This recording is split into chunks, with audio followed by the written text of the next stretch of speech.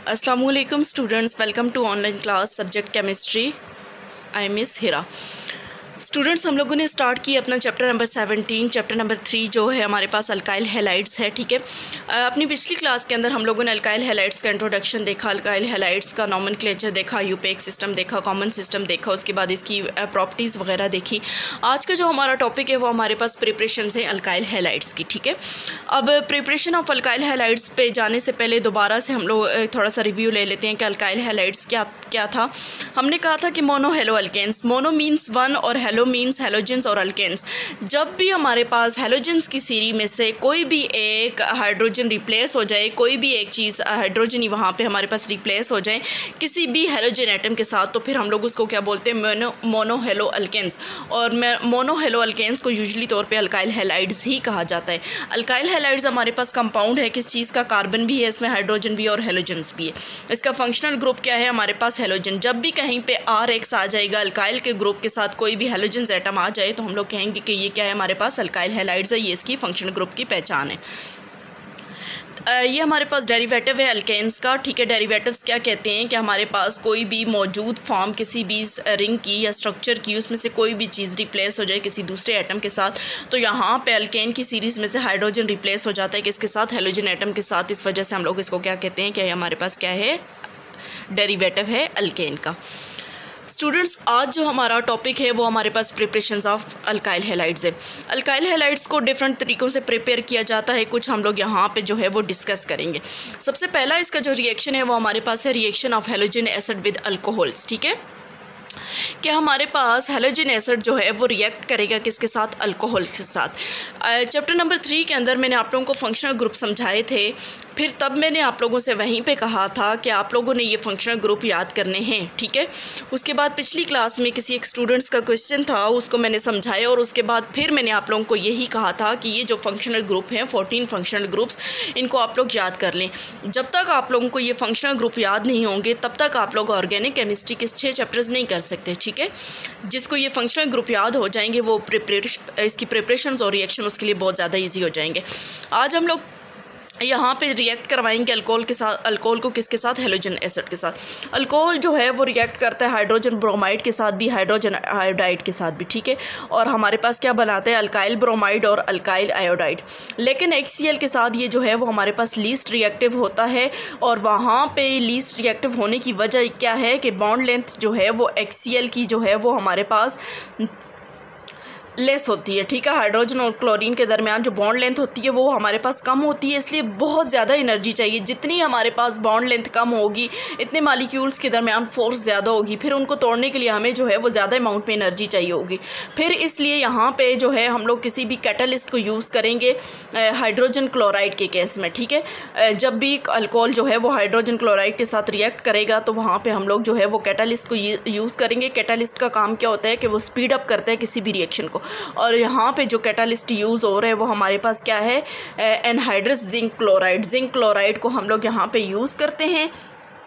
ठीक है, और हमारे पास जो है यहाँ पे जिंक क्लोराइड को यूज़ किस लिए किया जाता है, और इसको जिंक क्लोराइड को हम लोग लुकास रिएजेंट बोलते हैं। क्यों बोलते हैं बेटा, कि यहाँ पे ये हमारे पास सब्स्टिट्यूशन रिएक्शन करता है जिसमें क्लोरीन जो है वो रिप्लेस हो जाता है किसके साथ, हाइड्रोक्सिल ग्रुप के साथ। ठीक है, कैसे, मैं आगे आप लोगों को रिएक्शन में बताती हूँ। सबसे पहले आप लोग देखें, ये हमारे पास अल्कोहल है, ROH, R फॉर अल्काइल और OH फॉर अल्कोहल। ये क्या बन गया, अल्कोहल। OH जो है वो अल्कोहल का फंक्शन है। जब भी फंक्शनल ग्रुप है, जब भी R के साथ OH आएगा तो वो हमारे पास क्या होगा, अल्कोहल होगा। Halogen acid HX। ठीक है, कोई भी हेलोजन एसिड रिएक्ट करता है, क्या करेगा कि हमारे पास ये जो R है ये हमारे पास कार्बन होगा, ये पॉजिटिव हो, और ये हमारे पास कोई भी हेलोजन्स क्या होता है, हमारे पास नेगेटिव होते हैं। ये पॉजिटिव इस नेगेटिव के साथ और ये पॉजिटिव इस नेगेटिव के साथ बॉन्डिंग करेगा, RX बना देगा, अल्काइल हैलाइड बना देगा, प्लस हमारे पास क्या बन जाएगा, वाटर बन जाएगा। अब देखें, ये हमारे पास पिछली एग्जांपल जनरल रिएक्शन। सबसे पहले जनरल रिएक्शन को समझ लें। जनरल रिएक्शन में हमारे पास क्या है कि ये हमारे पास अल्कोहल है और ये अल्कोहल रिएक्ट करेगा किसके साथ, हैलोजन एसिड के साथ रिएक्ट करेगा, ठीक है। हैलोजन एसिड के साथ रिएक्ट करेगा तो हमने कहा कि ये R जो है कार्बन पॉजिटिव है और X जो है हैलोजन नेगेटिव है, ये इसके साथ और ये इसके साथ बॉन्डिंग करके हमारे पास अल्काइल हैलाइड प्लस वाटर बना देंगे। अब देखें कि हमारे पास वहाँ पे तो हमने जनरल एग्जांपल ली, ठीक है, R की जगह। अब R की जगह पे इथाइल को डालते हैं, C2H5 for ethyl, C2H5 ethyl. ये देखें 1 और 2 कार्बन और 5 इथाइल अल्कोहल को रिएक्ट करवाते हैं हाइड्रोजन ब्रोमाइड के साथ, ठीक है।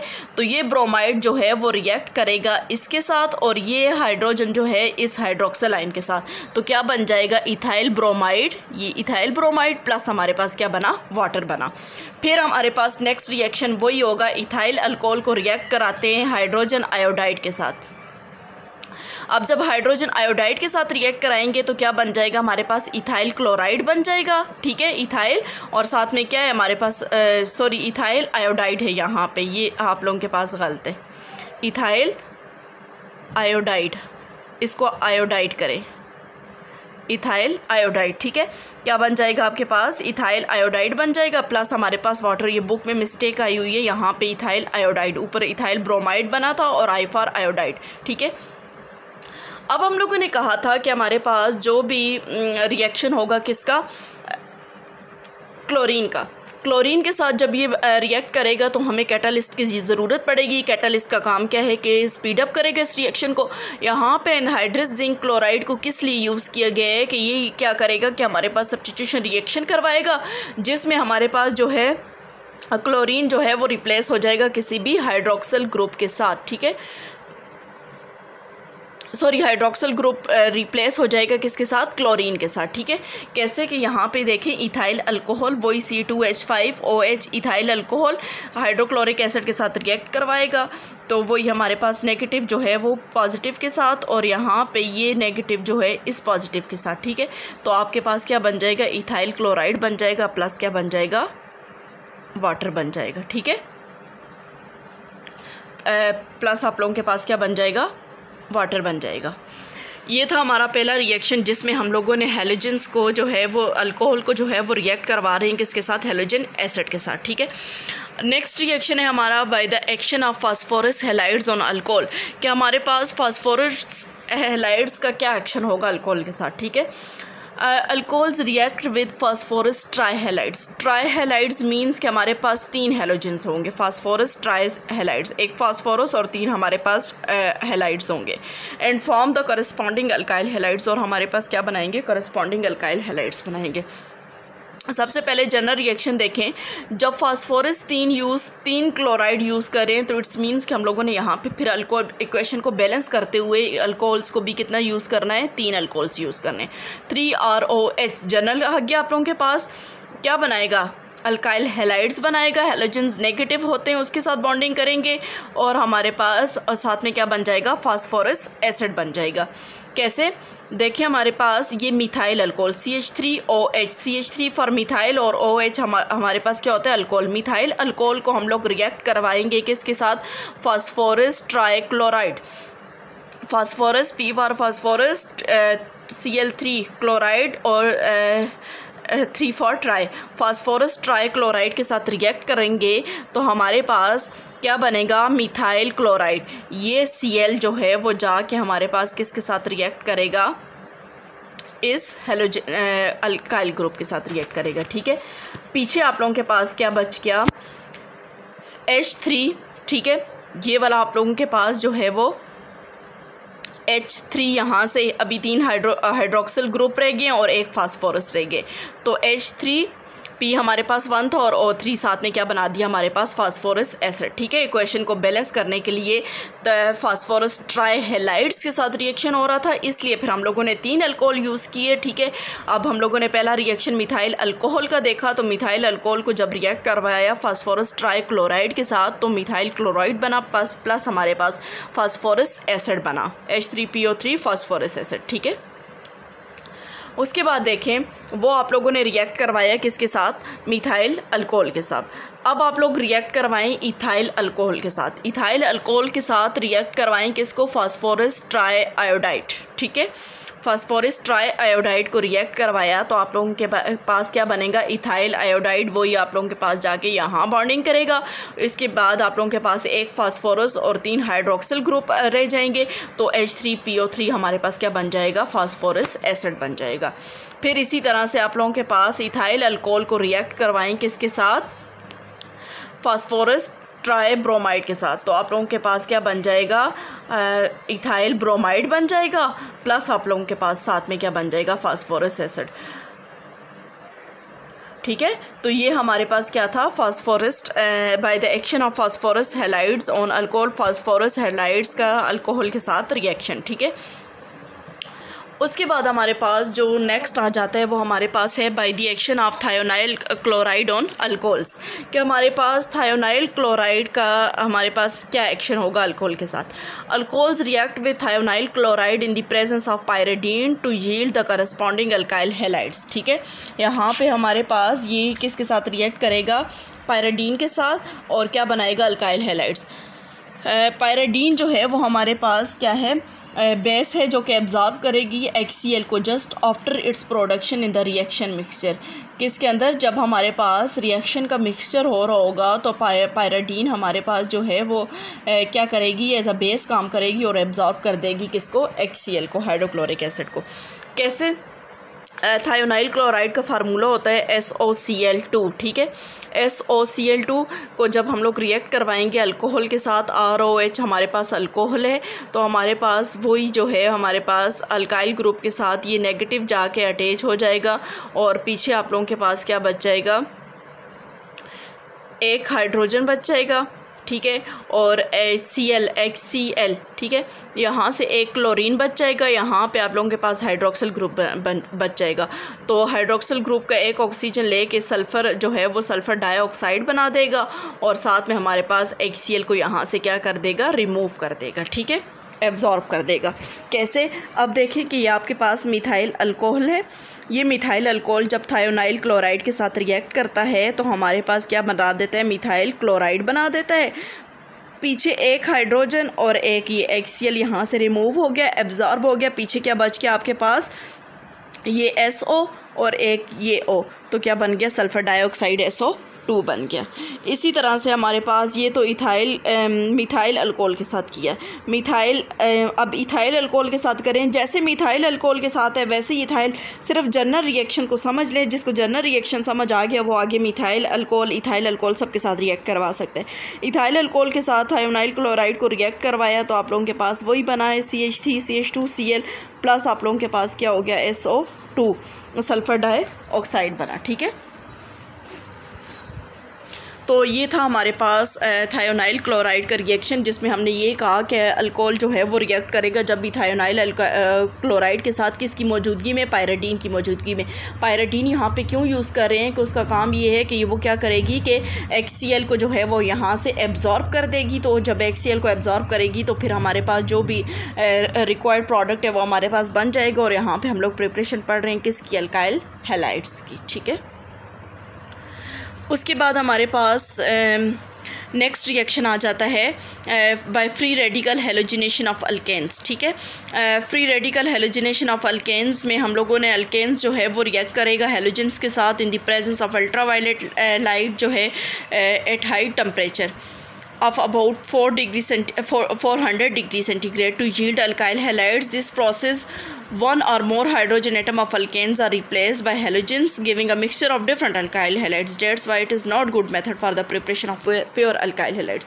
इस मेथड के अंदर क्या है कि हमारे पास जो है एक से ज़्यादा हाइड्रोजन एटम जो है वो अल्केन के रिप्लेस होते हैं किस हेलोजन एटम्स के साथ। इस वजह से इसको गुड मेथड नहीं कहा जाता। अब ये हमारे पास एक मेकनिज़म मैंने आप लोगों को करवाया था चैप्टर नंबर 3 के अंदर, नहीं चैप्टर नंबर 4 के अंदर। चैप्टर नंबर 4 के अंदर हम लोगों ने जो टॉपिक पढ़े थे उसमें हमारे पास अल्केन्स का टॉपिक जब हम लोगों ने पढ़ा था तो अल्केन्स के टॉपिक में हमारे पास ये आया था ठीक है, एल्केन्स के रिएक्शंस में आया था। ठीक है, रेडिकल सब्स्टिट्यूशन रिएक्शंस में हमारे पास ये टॉपिक आया था, जिसमें हम लोगों ने mechanism of free radical substitution reaction पढ़ा था पेज नंबर 124 के ऊपर। 3 स्टेप्स हम लोगों ने किए थे। हमारे पास सबसे पहले स्टेप में इनिशिएशन था, दूसरे में हमारे पास प्रोपोगेशन और तीसरा हमारे पास टर्मिनेशन था। ठीक है, तो वहाँ पे हम लोगोों ने ये फ्री रेडिकल मैकेनिज़्म किया था और ये इसके कैसे ये मैकेनिज़्म हुआ था उन 3 स्टेप्स के अंदर मैंने वहाँ पे डिस्कस किया था। उसको देखिएगा, पेज नंबर आप बुक के 124 के ऊपर है। ठीक है, तो देखें हमारे पास जब भी अल्काइल हैलाइड जो है वो क्लोरीन के साथ रिएक्ट करेगा, क्लोरीन का जो हमारे पास क्लोरीन का मॉलिक्यूल जो होता है, जब भी हम लोग Cl2 इसके ऊपर कोई भी अल्ट्रा वायलेट लाइट डालेंगे तो ये हमारे पास 2Cl, ये मॉलिक्यूल से हमारे पास रिएक्टिव 2Cl डॉट बना देंगे। ठीक है, अब Cl2 से हमारे पास मॉलिक्यूल से ये एटम बना दिए, और जब भी किसी चीज़ के ऊपर कोई डॉट आ जाए इट्स मीन्स कि हमारे पास रिएक्टिव कंपाउंड है, हाईली रिएक्टिव है, किसी भी चीज़ के साथ रिएक्ट करना चाहेगा। कैसे कि आपको पता है कि क्लोरीन का जो है वो आप लोगों के पास एटॉमिक नंबर क्या होता है, 17 होता है। ठीक है, पहले शेल में 2 इलेक्ट्रॉन हैं, दूसरे शेल में 8 हैं। ठीक है, पहले में 2, दूसरे में 8, तीसरे में क्या है आप लोगों के पास 7। अब इसको अपना ऑक्टेट कंप्लीट करने के लिए 1 इलेक्ट्रॉन चाहिए। जब ये 2 क्लोरीन आपस में मिले हुए थे तो एक इसका था, एक दूसरे क्लोरीन का, तो इन्होंने आपस में कोवेलेंट बॉन्डिंग की हुई थी। लेकिन जैसे ही इनके ऊपर अल्ट्रा वायलेट लाइट पड़ी तो ये हमारे पास होमोलिटिक फ्यूजन हुई, यहाँ से ये टूटने के बाद ये हमारे पास Cl+Cl ये डॉट शो करता है कि ये फ्री रेडिकल हैं। फ्री रेडिकल्स वो होते हैं कि having an unpaired electron in their outer most shell, इनके आउटर मोस्ट शेल में एक अनपेयर्ड इलेक्ट्रॉन है। ठीक है, 7 है, बाकी 6 तो आपस में पेयर्ड बना रहे हैं, 2 का 3 पेयर बन गए, लेकिन एक अनपेयर्ड इलेक्ट्रॉन है।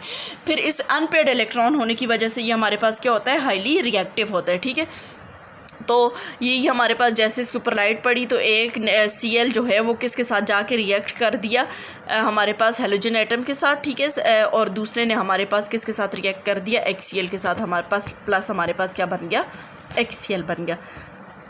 और ये रिएक्शन जो है वो मैकेनिज़्म के थ्रू जो हम लोगों ने पेज नंबर 124 के ऊपर अल्केन्स के रिएक्शंस में पढ़ा था, उसमें 3 स्टेप्स किए थे। उन 3 स्टेप्स को दोबारा से आप लोगों ने रिवाइज़ करना है।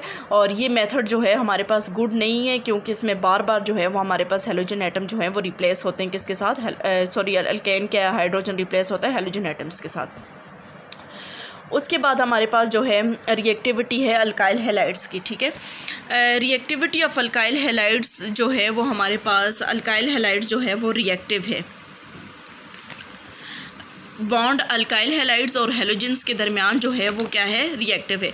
ये बॉन्ड रिएक्टिव होने की वजह क्या है कि इनके दरमियान हमारे पास जो है वो क्या है, पोलर नेचर है दोनों की। पोलर नेचर मींस के अनइक्वल डिस्ट्रीब्यूशन ऑफ इलेक्ट्रॉन्स। जब आप लोगों के पास अनइक्वल डिस्ट्रीब्यूशंस होती हैं, जब इक्वल होंगे तो सेम हमारे पास आएंगे चार्जेस, लेकिन जब अनइक्वल डिस्ट्रीब्यूशन ऑफ इलेक्ट्रॉन है तो इट्स मींस जिसके पास कम है उसके ऊपर पॉजिटिव चार्ज और जिसके पास ज़्यादा है उसके ऊपर नेगेटिव।